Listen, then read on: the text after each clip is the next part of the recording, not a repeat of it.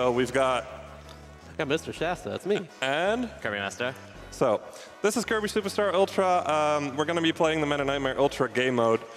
Quick show, this is like all of the game modes in one screen, but we're only going to be playing this one because it's the better speedrun.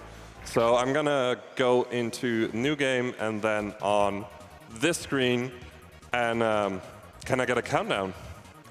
Can we get a countdown from 5, maybe? Yep. All right, 5, 4, 3, 2, 1, go! Woo! So right off the bat, I've got to explain something about those little blue balls you see flying towards Meta Knight all the time. Those are called points, and we'll be collecting them throughout the run to use really awesome abilities that Meta Knight has. Yeah, if you look on the smaller screen, there are 4 panels. Each of them represents an ability and a number of points it takes up. So the ability that Kinnin just used right now is Meta Quick, using up 8 points, and it lets you move really fast horizontally. And he's gonna want to use that as much as possible throughout the run. Missed go quick. You gotta go fast. All right, first boss. Poke, poke. So the reason why I do the dash into upstep is to work around its invincibility frames, because Wispy Woods has giant invincibility frames. It's just so long. Yeah, most bosses have like varying amounts of invincibility frames, so you just kind of have to come up with your own strats to work around that and find the best DPS possible. Each attack does different damage values in general. His dash tag is going to be used a lot against bosses because it does, I think, the most. It can also potentially 2-hit if it corrects it like that. There we like go. that. So it's very, very good to use that. I also want to try and get about at least 24 points here. I got 26, so we are good for the next boss right here. And we're going to use this ability. So if you play Smash, this is Mennonite's neutral B, Mach Tornado. It uses up a whopping 30 points, but does a lot of damage, and this is our main boss killer. And in this case, it one-shots Lolo and La La La. Don't get to fight them normally. Yep. So this mode is kind of like in a Meta Knight exclusive mode where you're going through all the main game modes, 5 main game modes with Meta Knight, and your goal is to just pretty much go through it into all the stages. So right now we're in Spring Breeze, after it's to be Dyna Blade. After that's Breakaway Offensive, then Revenge of Mennonites. Just see what that entails afterwards. And then finally end off with Milky Way Wishes. Right. So there's our 2 other abilities that Meta Knight has. One of them is Call Helper, which uses up 2 points. He's going to use it a few times. We'll get into that when appropriate. And the last ability is Meta Heal, which takes up 10 points. You never want to use it. Yep. Yeah, Never.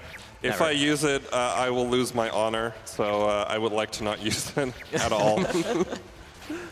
My honor as a good Meta Nightmare Ultra speedrunner, basically. Yeah, point routing is just really tight in general. All right, so here's King Dedede. So he's going to smack King Dedede a few times and then finish him with Mach Tornado. I actually have to wait like 10 frames before doing the dash attack, otherwise my dash attack won't deal enough damage. It's really weird like that. And there's a lot of little things with that. They'll all dance in the background.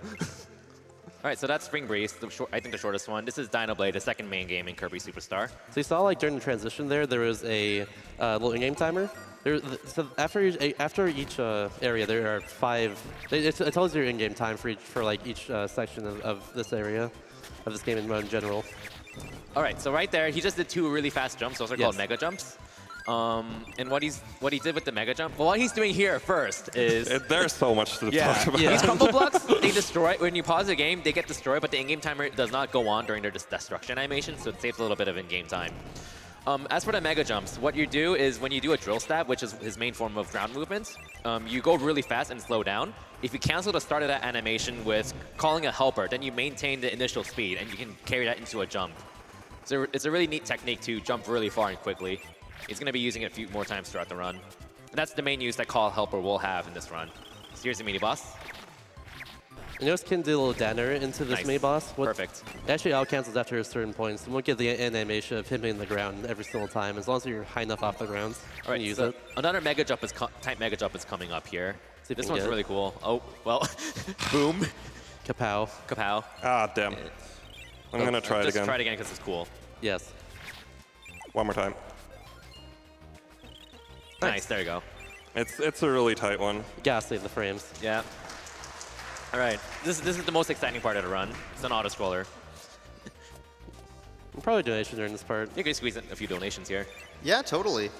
We had a $50 donation from Sniper Wave, who says, I just had to donate during the run of the best Amazing Mirror co-op partner. Good luck to all the runners, and let's hope for a good computer virus. Also, what is it you dislike about Cherry Kirby? I thought every Kirby was cute. Called out. Some shade going out, wow. Yeah, so that was a donation from the worst Katam co-op partner you can have, and he is completely wrong. Cherry Kirby is the worst color. Oh, Katam is Kirby an amazing mirror, by the way. Yeah. In that game, you can have like different colored Kirbys. Mega jump here, and there you go. And you can squeeze in one more donation. Sure. We had a $15 donation from Epic PokeFan13, who says, Hey, Kinnin, glad to be watching you this year, speedrunning my all-time favorite video game. Sadly, things came up, and I wasn't able to make it this year, but hopefully I can see you at another GDQ. This is a great charity event, and that's all I can really say. I hope everyone else watching enjoys this wonderful stream. Thank you. Ooh, close one. Oh no, that's intended. It always looks close. So we'll talk a little bit really quickly about the damage values that you get from each enemy. So a little bit, I guess the easy way to tell how much points you get from each enemy is if you kill an enemy that that Kirby can't get power from, that's 1 point. If Kirby can get power from it, it's 2 points. If it's a larger enemy like a giant plasma spark or like one of those giant bear things, that's 3 points. A mini boss gives you 5 points. That boss will give you 10 points. And the mini boss only gives you 5 points if you kill its body after Yeah. defeating it. And it's a trade-off because like destroying its body wastes time, but you get 5 points. All right. And grabbing those little pulley things are slower. Because Mennonite's just fast. There we go. Especially with Metaquick. You said Mennonite is a meta quick boy. All right, here's Bugsy. So most mini bosses and bosses have random patterns, so a lot of times you have to kind of adapt to what kind of pattern it gives you. That was a little bit annoying on the movement for Bugsy.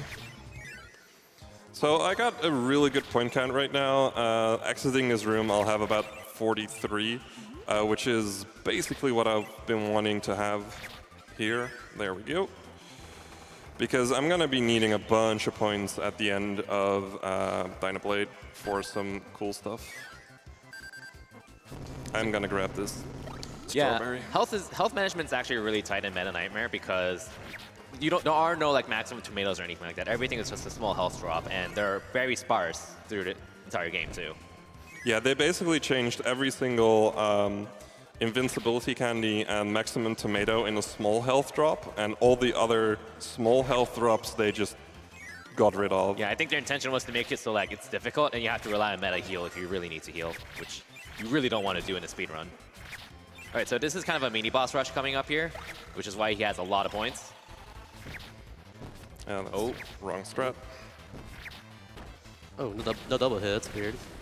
Yeah, if you have Metaquick on, you don't double hit. So because I have a lot of points, I can just use a tornado on Bonkers, and that really helps out. For the record, Bonkers has a lot more health than any other mini boss in the game. So using Mach Tornado is really useful for them. Meanwhile, these Papa Rose Juniors do not have a whole lot of health in general. And there's two of them too. So I think their health kind of scales down if there's like 2 of them for whatever reason in that situation. Oh yeah, so this mini boss is a random mini boss on the world map in Dyna Blade. They just kind of decided to put him in Meta Nightmare Ultra. I don't know why. I don't know why either. Yeah, kind of out of place. This takes a while to load as well there too for some reason. All right, so this is Dyna Blade, the final boss of Dyna Blade. Ooh. Ooh. There's a little quirk with the first moment you can hit Dyna Blade here, if Kinnin can explain that. So usually in Mech Tornado, you need to have the sprite on the screen. But right now, there's no sprite on the screen. There's just a health bar. And for some reason with Dyna Blade, this works. I will deal damage to Dyna Blade, and it's the only time this is actually a thing. Yeah, you also have to be careful with trying to use Mach Tornado as soon as possible because, like, if you use it too early when it's not going to land, you just wasted 30 points, which really sucks. Oh yeah, something to note there, by the way, in between games is that there's a save button which will actually heal you every single time. If you don't hit that, you will still have the same health going to your next game mode here. So you gotta be aware of that too.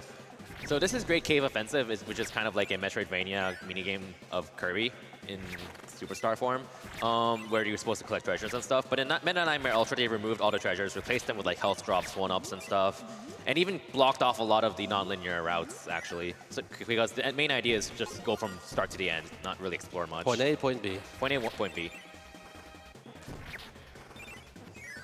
And we have kind of a longer... Oh, hardest mini-boss here. Bye. See you, bonkers. So if you have to land on the ground there, or else the screen won't scroll properly when you try to climb out of there. So Kinnin had to make sure he actually was on the ground before going up after that mini boss. Perfect points. Fati Whale. This First is main a very boss fat whale. First main boss of Great Cave Offensive.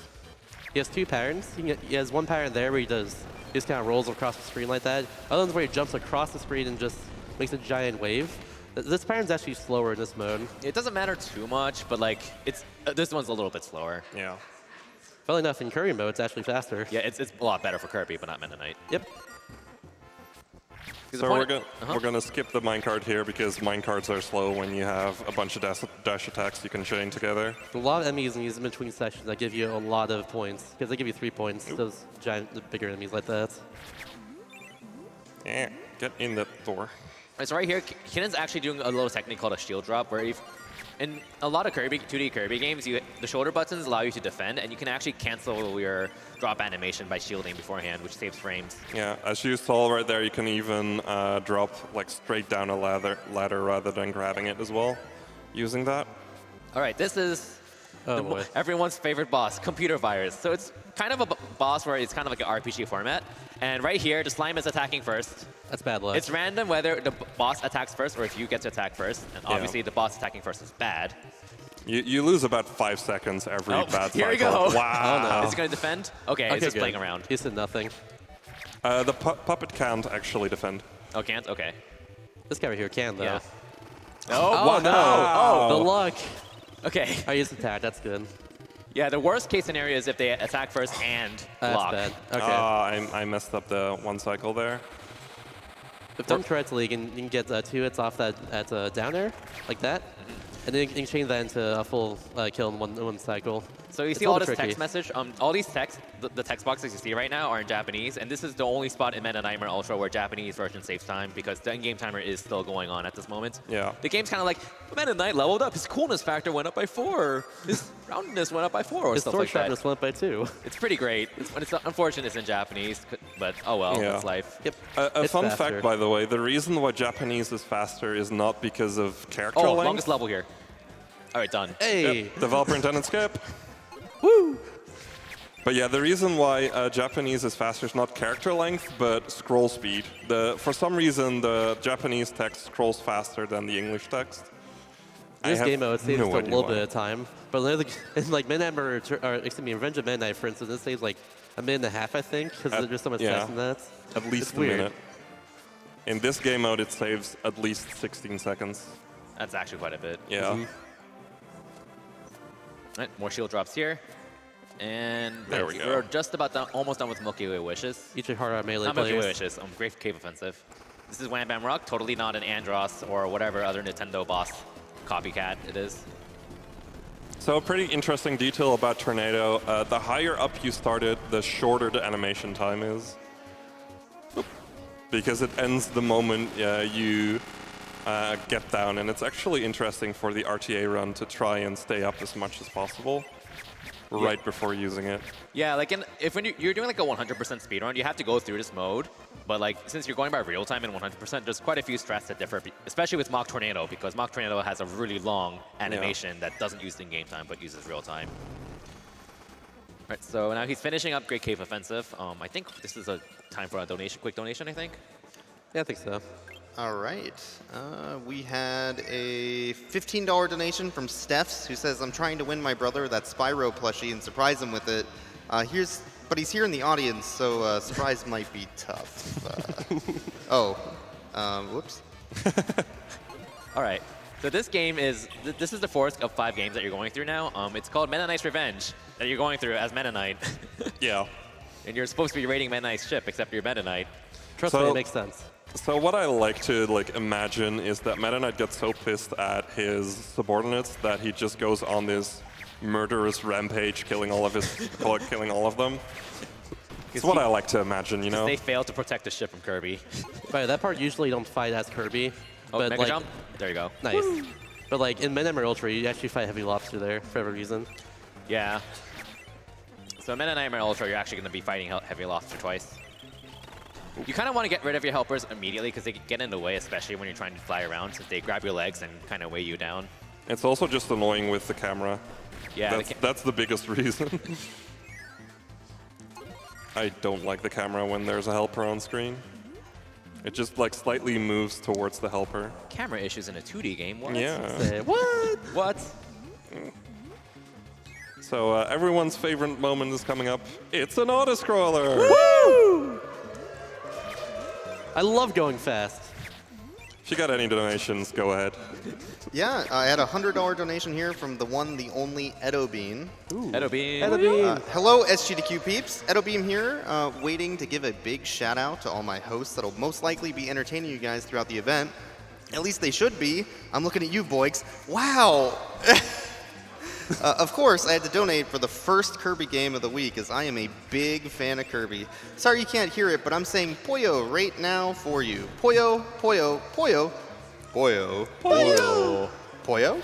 Poyo. Poyo. Yes, I'm doing this on purpose for you, boys. Deal with it. Poyo. And Poyo. Poyo. Poyo. Good luck, Kinnin, on your run of Meta Nightmare Ultra. Thank you so much, Edabine. Here's Wispy Woods. Kind of the same kind of fight. You know what's better than Wispy Woods? Double Wispy Woods! Wispy 2. Wispy 2!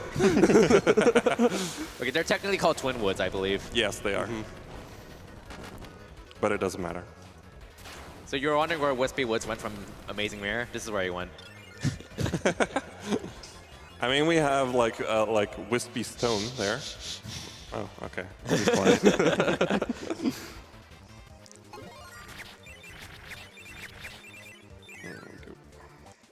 All right, so we're in an outdoor area at Mennonites Revenge. Mennonites Revenge. It's actually Revenge of Mennonite, but okay. Get called out. So Kin's gonna do a Mach tornado on the right side of this May boss right here, because once this animation is done, they're both gonna be sent to the left, which saves time and gives you points as well. And mini bosses get sent in the opposite direction of where they're facing at you. And in this case, Mennonite is on our far right side. So one of the bomb blocks here, the location is changed between the English and Japanese version for whatever reason. It's like 2 blocks. It's by 2 blocks up. No one knows why. Also, Kin's going to be double matching here because it's faster. You can match both A and Y at the same time to actually just rise higher in general. Yeah, for some reason the game has like 2 jump buttons. It's actually also the case on the original SNES version, if I recall correctly. Also, don't worry how his sword just like lights a rope on fire. Don't worry about it. They decided to make Mennonite OP by letting his sword solve like every puzzle, including like pounding stakes and lighting fuses. Yeah. So he didn't want to miss out on any fun. It's mostly just that sometimes you need to have those abilities to even continue. All right, so here's a kind of a short fight with a bunch of larger enemies. These aren't really mini bosses, but they're bulkier than normal enemies, but makes quick work of them. These are the enemies that give you 3 points each when you kill them.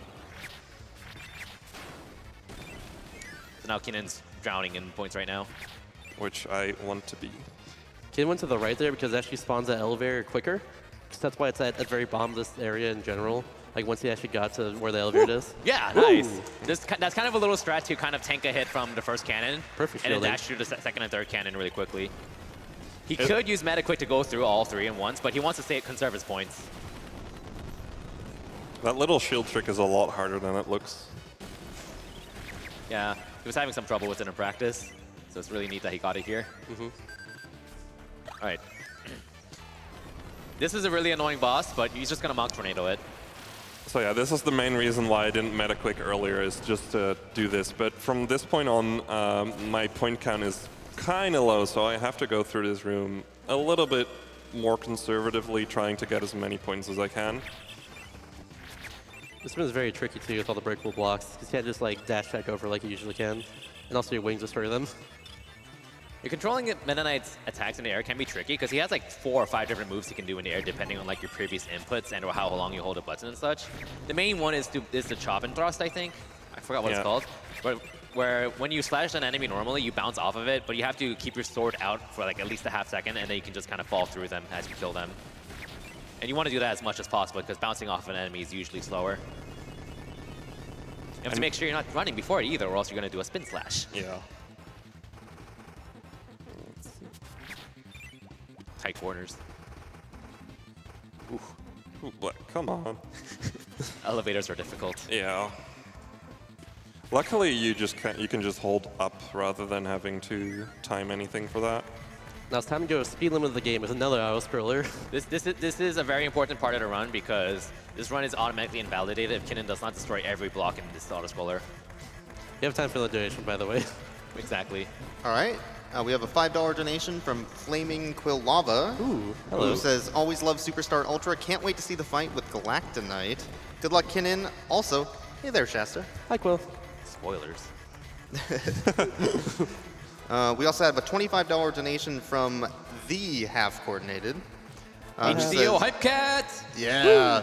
Who says, Mennonite tries to be cool and mysterious, but we all know he's cute. Especially without his mask. So yeah, Heavy Lobster defeated quite easily with Tornado. Just have to do a couple of hits. And now for some really sweet movement. Here we go. Boop, boop, boop. There we go. Nice. Hey. You Nice can points. down thrust, which is faster, but he wants to get a lot of points on the way down, and you're committed to the same horizontal position if you try to do a down thrust in the air. And point management is, again, really important in the speed run. Especially nearing the end of Revenge of Mennonite. So he has to kind of make a little detour here to hit a switch, and then take it back up. Fortunately, can't hit through the wall. You just barely can with your sword. You can actually press the button with a Tornado, Oh. but then you're using 30 points to press a button. That's not worth it. All right, really hard boss coming up right here. Yeah, so... We need some sounds for this. Okay, we're GG. good. Good job. I did it. All right, so when you fight this boss normally, you have to wait for on like every two or three attack patterns, you have to wait for a laser and manipulate the laser's angle to hit the boss's core. And you have to do that several times. Obviously, that's really slow, so you just want to one-shot it. All right, this is the most high part of the run, grinding. Woo, woo, woo, woo, woo, woo, woo. This is a task drive, by the way. Good job. So the task does that like almost everywhere to instantly get a whole lot of points, but that is the only humanly possible spot we can do it. The task is awesome, by the way. Go watch it. Oh yeah, we're in Milky Way Wishes now. 5th game. Just realized. Yeah, we're in Milky Wishes. Yeah, so this it's, level kind of has a gimmick where every time we enter a door, the season changes. It kind of opens the closest different parts of the level. Hi, Twinwoods. So this is like the six Wispy Woods we've defeated in this run. I think so. I think in a 100% speedrun, you kill 12 Wispy Woods. It's that ridiculous. Poor Wispy. Poor Wispy. Wouldn't it be like 13? Because I don't know. I said Revenge of the like. King. I don't know. I don't even know. Not enough. We should ask Birchman. He once counted it. So Mennonite's kind of limited underwater because he only has one attack, which is a sword swipe. It kind of covers it in front of him and a little bit above and below, but it's kind of awkward to angle at times, so you kind of have to be careful with it. Especially if you have to destroy an enemy who's currently above you. It kind of has a longer attack animation too, so you're kind of committed in your movements when you swipe for like a brief half second. So you have to kind of think about like when you're swiping if you're going to hit an enemy the next second. Yeah, come on. Little bubbles. Too bad the bubble ability isn't in this game. Oh, I forgot to mention earlier, those enemies that are part of Mennonite's crew, like we just killed right there, they give you 3 points too. They're different from just your regular enemies like that. That was a very important one-up. I'm sure you'll need it. Yes. I do intend to like die at least 4 times. Coming up, we have Fati Whale EX, who is a little more powerful than regular Fati Whale. Oh, that's a good pattern, by the way. So it's kind of nice Kinnin got to show up the 2 patterns. He's not dead yet. I hope I can one-cycle this. I believe. You believe? Oh! A sliver of health. Yeah, so I kind of messed up the damage values there with which attack attacked him. So I got the wrong hitboxes, and because of that, I didn't deal enough damage. It's really finicky like that. With the amount of depth there is with like the damage values, you kind of wonder why they haven't made like a super serious Kirby fighting game, honestly. I mean, There's there's kind of Kirby mini games. Fighters There EX. are like mini games and stuff like that, and Fighters EX, yeah. I think because like Smash exists. Yeah, that's true. That's probably why. I mean, there's also like Kirby Battle Royale. I never actually played that. I need to try it at some point. I I played a the little Triple Lux bit. version of it. Triple Lux version is really fun. It's really good. Oh, Krakow. This is like the third Krakow, I think. This is the easiest Krakow fight in the whole run, I'd say. Well, it's pretty simple, but yeah. Krakow here is not actually an upgrade of health, like the other mini bosses in this version, okay. in the Milky Way Wishes here. Ooh, this is also very tight movement because here. of that. Yeah. Hot B is one of the hardest parts of the run. So he wants to skip this cannon here because it's slower. He didn't skip it. Hey, sometimes you gotta go slow, go fast, okay? Yeah.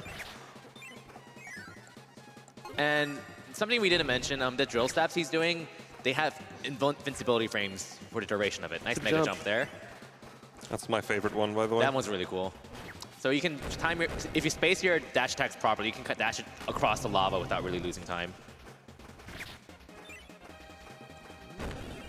That poor helper. Poor Blade Knights. All right, peace out. See you, nerd.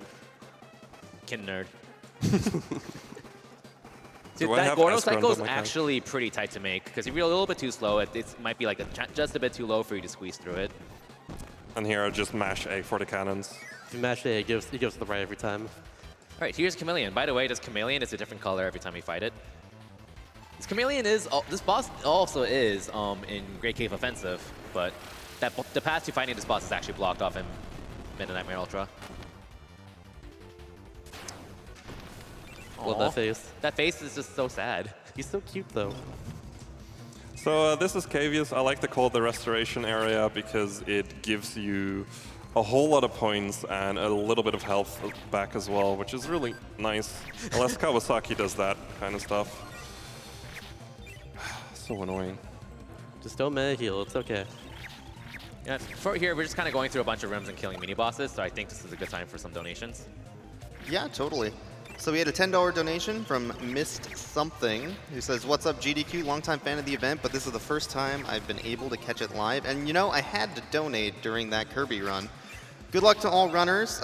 Also, P.S., there are many Kirbys, but Cherry Kirby is definitely the best one and also the cutest. Throwing that out there. Aqua Kirby for the win. Aqua. Wow. I feel hurt. We also had a $1,500 donation from Fuku46, who said, "I've watched a few GDQs over the past few years and finally managed to make it to one in person. Time for a week of watching speedruns and making friends. Good luck, everyone." This version when Brock has more health. That's why he did a dash attack at the end there. Whereas you notice, back when you're Great Cave Offensive, you only had like 2 air slashes against him.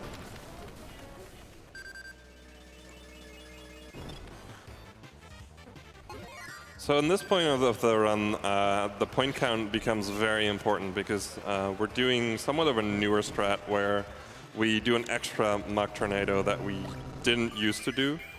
So I'm trying to get as many points as I can along the way, but looking at my points, I should be good. No, I have to grind. There we go. That's the backup.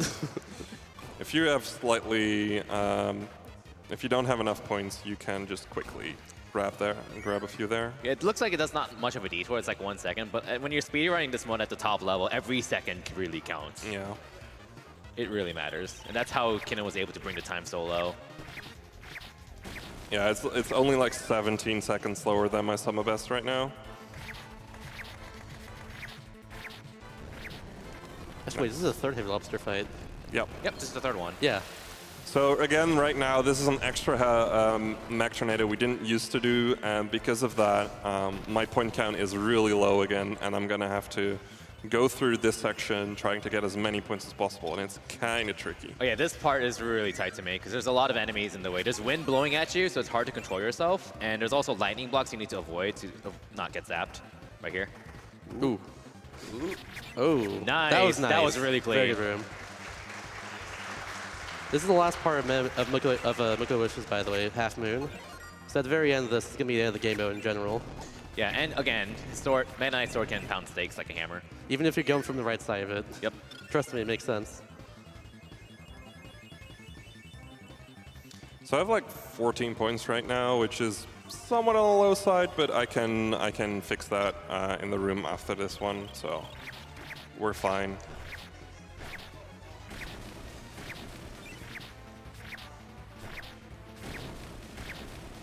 Nice. There we go. Not gonna zip up. Gosh. There was recently a zip found with Wing Kirby to skip this room. Yeah. It's kind of sweet. It's really cool. Nice.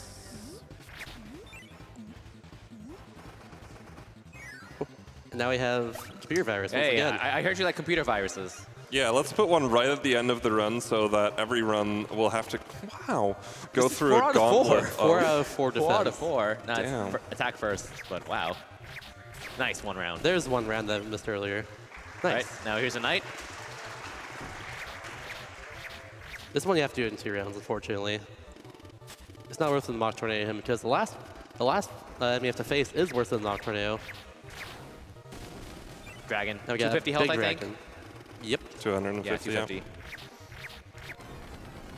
And there Mock we go. Tornado does 190 health in this case, so. So he barely, it's like, if he was a little bit later on that, he would not have been able to pull this Yeah. off. Because Yeah. the Dragon's about to go back up. You need to have like the enemy down on the ground for you to be able to use your tornado. I've had before where that dragon was literally 1 frame, like, it like just went up, so like it looked like it didn't go up, and my Tornado did not hit in the end. I've had that happen before, it's the worst. All right, so this is the final boss of Meta Nightmare Ultra, which Cool. is Get ready to Meta Knight dance. exclusive. This song is amazing. Yeah, I love it. So this fight is pretty darn random, but there is a pattern he wants to look for at some point where he summons a bunch of minions. And those minions are minions he wants to defeat to get some extra points to pull off a Mock Tornado later in this run. Because he's still 8 points off from an extra Mock Tornado. He gets 3 minions in that phase for the record. That's perfect. So he's going to have 31 points, which is exactly enough. There's Just minions. about. These are Minions? really annoying minions because they tend to jump around. Yeah, but 31 points. He wants to skip the end of the fight as much as possible because Ooh. there's a lot of random patterns there. Not Right. happy with my health. Your health is kind of looking iffy. But that's That should do it. No, that's at least 1 more hit. That should be fine though, I think. hopefully it doesn't go up because you don't want him summoning minions anymore here. Nice. Nice. Time. Okay, well, time.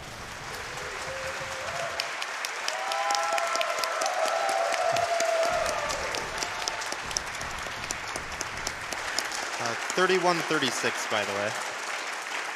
So yeah, we've been mentioning it a lot, but the RTA doesn't really matter for actual Meta Nightmare Ultra speedruns. We usually go for the in-game time, and we'll get to see that after this little cutscene.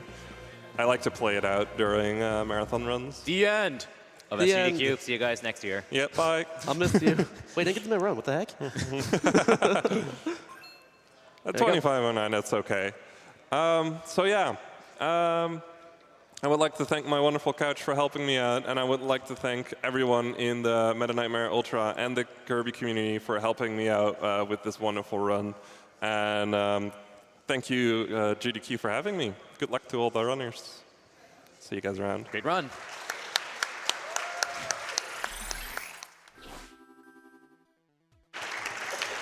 Awesome, awesome run there, Kinnin. Thank you so much for that. I'm going to read a quick donation here. We have a $25 donation from Prop Goat, who has a question, actually. Is Meta Knight just Kirby wearing armor? Ooh. That's a tough one. I believe they are separate individuals in the Kirby universe, but the world may never know. We're actually going to run another quick 60 seconds of ads here, so stay tuned, everyone. We'll be right back.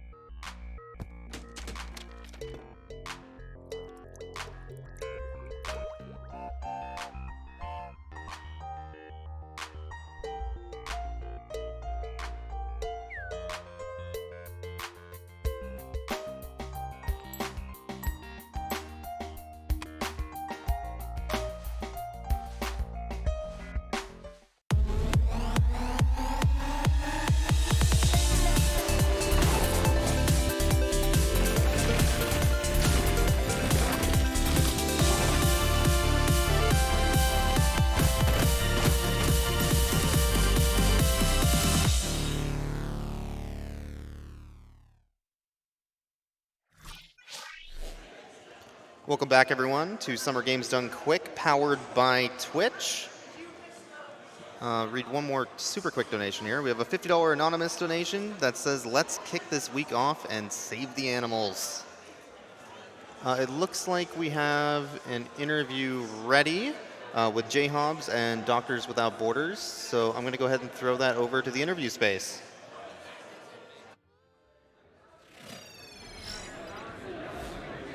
Hello, everybody. My name is Jay Hobbs. I'm joined here by Africa Stewart, who is a field surgeon and member of the board with Doctors Without Borders. Thank you for joining me, first of all. I'm glad to. And thank you, Doctors Without Borders, for being a fantastic charity, fantastic cause that we love helping raise money for. Well, I'm kind of just going to start by giving you the floor. If you would like to kind of tell me and everybody else watching at home exactly, what is Doctors Without Borders does with a lot of the, money that is raised and everything. We start in the places that need us most. We are committed to independence and neutrality and impartiality, which means it doesn't matter who started and it doesn't matter who did it. It matters that you need us. So we go to the places that nowhere else will go. That's where our patients are, and we stand by it. It's what needs to be done across the world, and we do it with some efficiency. And we have a bunch of folks that love it, that love being able to give back and help other people in that way, and that's what makes us strong. Fantastic. What are some of the kind of specific, services that Doctors Without Borders provides? So we start, our baseline, our heart is in medical humanitarian care. So that means we don't go to a place and give out what we have. We go to a place and figure out what people need. And sometimes that's vaccinations, sometimes it's a famine, sometimes it's people are moving from one place to another and don't have anywhere to be safe. So we start with that and then work our way out in terms of can we do it and can we do it well? And those two questions are always on our mind, like who are we and who do we serve? That's fantastic. Where are some of the countries that Doctors Without Borders, obviously all over the place. Yeah, so right now we're in 70 countries worldwide. We have 36,000-ish employees, and about 90% of those are locals. So we build our projects at home, wherever your home is, wherever here is. We start with the people, and then we bring in the specialists, we bring in the good-looking surgeons, we do what needs to be done in that way, but we start locally, because that's what makes a project work. When it's ours, when it's a part of the community, when it's what everyone needs, that is what makes a project work. So soldiers on both sides know that we will treat them as long as they're willing to leave their guns outside. Wow, that's fantastic to hear. Now, you alluded to it for a moment there. You actually are a field surgeon. You've done a lot of field work. Do you have some stories you want to tell about that, or just kind of how field work tends to go in general? Okay, well, I started in 2011, and I started in Sudan. And it was the farthest I had ever been. I had never been across the Atlantic Ocean. I was a little bit not entirely sure what I was getting myself into. But I got there, and it was exactly like work at home, in that there are patients that need the thing that I know how to do. And that makes it wonderful and complicated and simple all at the same time, because it's exactly what I know how to do, exactly what I'm good at, and that's what they need. So I'm an obstetrician. I deliver babies, so I'm all about moms and their children, because that's where my heart is, and that's also where my love is.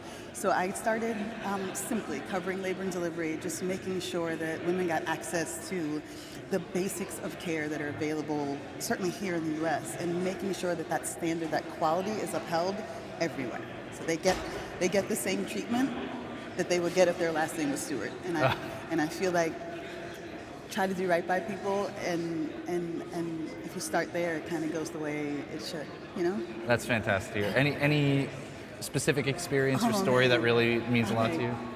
So I'll tell you about my first mission, because this is like I said, never been anywhere, never been camping, nothing at all. So I was in the middle of Sudan, living in this little mud hut with a straw roof. It's called a tukul. And I was a little bit, terrified. scared of everything. And I get my bags down, and I'm here, right? I'm a doctor without borders. And it's time to go to work. And that was sobering. It was a little bit of, it wasn't about me. I was like, you're here because there's a line of patients that need to see a doctor. So I changed my shoes and got to work. And that was the beginning of this whole crazy journey. My daughter was 1.5 years old. My youngest was little. My oldest was a teenager. We weren't sure if it was going to work, if it even made any sense for me to go that far. Right. And once I started it, once I sort of found my rhythm, I felt like, yeah, this is what I'm supposed to be doing. This is worth leaving my babies. Wow. You know what I mean? Yeah, and so now you've been a field surgeon for a while now. You said, what, 2011, 2012? Yeah, 2011, right before this independence of South Sudan. Right. Yeah. So where else have you gone, or how many times have you kind of gone out in the field? So I like to go once or twice a year for 4 to 6 weeks, and that depends on like life. And my father-in-law had a hip replacement one year. Like I couldn't go out that year. I need to stay home. It depends on what's happening in the world. So I make myself available. I don't ask to go anywhere. I don't ask for that. I just tell them when I can go and when I need to be back. And then we find a place that needs the things that I know how to do. And it's working out. And found other ways to be helpful and to contribute. I joined the board. I ran for the board a year ago. I don't even know what I was thinking, but I felt like there was a chance for my patients to be heard and to be represented in a way that I don't do in the field. And that's kind of what Force from Home is all about. Like, it's speaking for our patients. In French, it's called témoignage, which is one of my favorite words because it just sounds cool. But it means speak out. This is the epitome of if you see something, you should say something. You don't come home and know what's happening around the world and leave it to lie. So Force from Home, this whole exhibit that we are focusing on it and highlighting this calendar year is exactly that. It's our chance to come back from the field and tell our stories. Tell the stories that our patients will never be able to tell themselves. And in that way, it's impactful and it feels right. It feels like the right thing to do by people. So that's kind of our thing. That's great. I also know, I mean, you mentioned it there for a moment that you said you are a member of the board now. Yeah. What's it like kind of contrasting those two experiences? You've worked in the field and now you get to kind of work on, behind the desk or at the higher up level. I would say in the field, I'm more of a lone wolf. Like, I'm in the OR all day. I get up in the morning, I see the patients from last night, and then I operate all day. So it's singular. I don't know how to call it, but being a surgeon is lonely sometimes. Like, there's nobody else who does what I do, and I got to do it.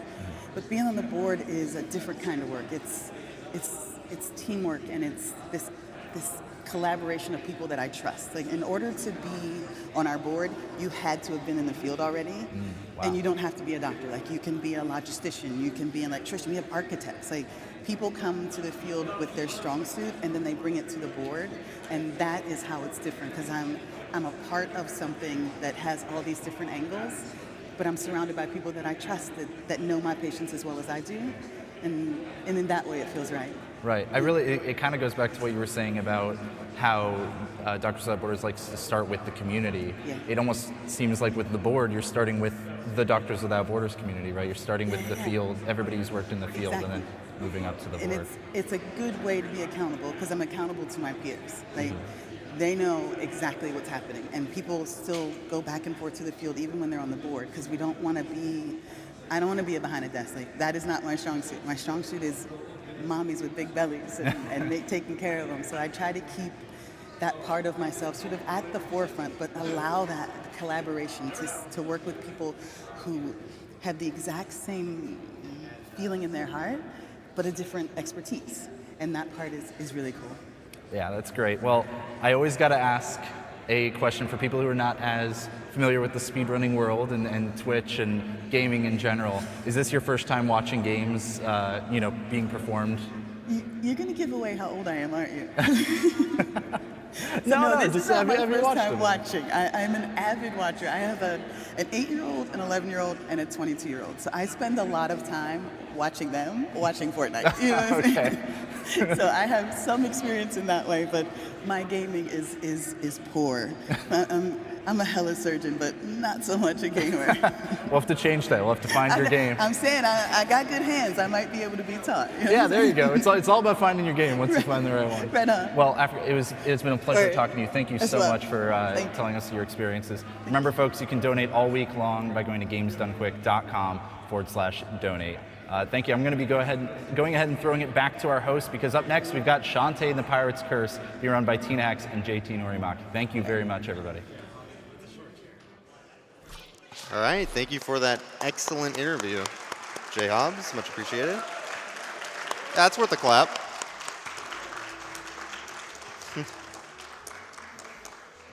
I do have a couple donations to read off here while we're still setting up for the race. By the way, real quick, we did meet the donation incentive for the All Dark Magic run. So that will be happening, which means we'll be having both of our runners going for that good ending. So we had a $50 donation from Misty85, who says, crossing our fingers from the couch for Tina. We'll be cheering you on. Best of luck to both Shantae runners. We also had a $5 donation from Amethyst47. Hello, fellow speed humans. Amethyst here. I've come all the way from Australia to watch Tina Hacks and JT Norimaki's Shantae and the Pirates Curse race. Good luck, you two. Also, shout-outs to Benchy, Crossfire, Cake Sauce, and the rest of the Shantae Discord. Wish you were here.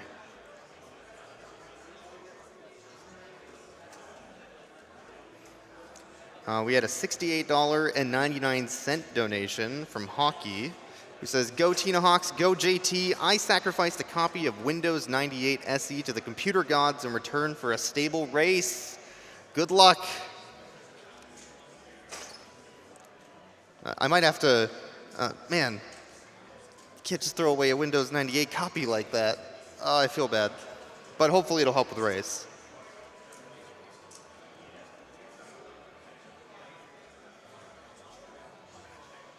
We had a $10 donation from Mijati, who says, good luck, Nori and Tina. May the Bat Gals drop you both a Nori flare.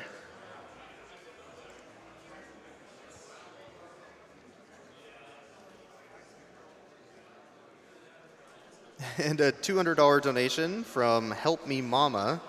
Always love watching SGDQ. Thanks to all the runners and staff of this wonderful event. Save the frames and kill the animals. I also just want to point out here, while we're in between runs, that we do have some sponsors. One of our sponsors is Devolver Digital. They are purveyors of fine digital entertainment from independent artists worldwide. You can visit devolverdonequick.com for the limited time Devolver Done Quick bundle on Steam that includes Enter the Gungeon, Titan Souls, High Hell, Shadow Warrior Classic Redux, and Minute.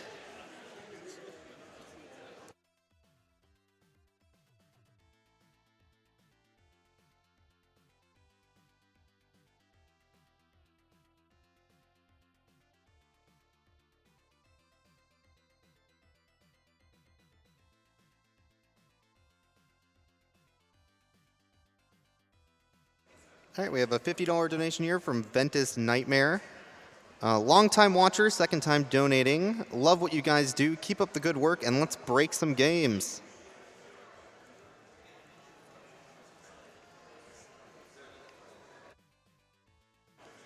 Also, the next incentive we're working on is the Resident Evil 4 Jet Ski Glitch incentive, which is currently only about $850 away from meeting the $4,000 goal. So I did see a donation come in for that as well. $10 donation from UTM KIV. Man, I love jet skis. Really wish there were some good jet ski games these days. Back in the day, I used to play Wave Race 64, and that game was awesome. So here's $10 towards the only jet ski incentive I could find. Thanks for doing these runs every year. Well, thank you for donating towards that incentive, and I hope you enjoy the marathon.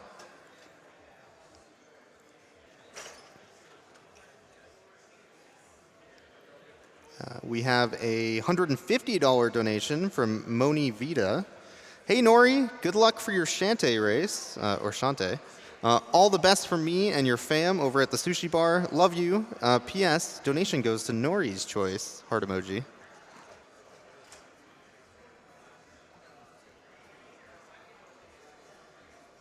We also had a $20 donation from Nalid16. Best of luck to Tina and JT on the Pirates Curse run. This is one of the few games I've tried to speedrun and is one of my all-time favorite games. Hope the RNG is kind and make sure to praise Bolo!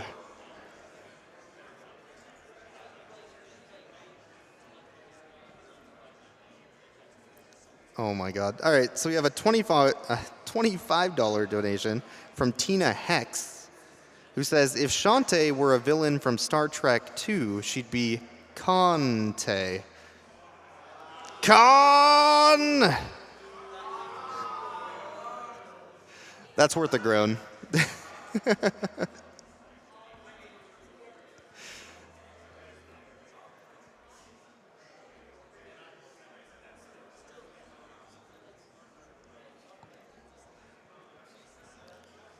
We have a $5 donation from Mason Flesberg, who says, I have to donate during games like Spyro and Kirby.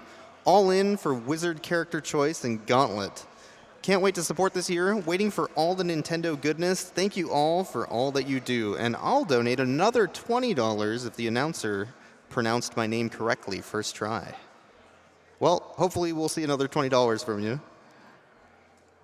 Thank you for the donation. Very generous. Hey, we have a $100 donation from Mr. Cab63 who says, let's go, Tina!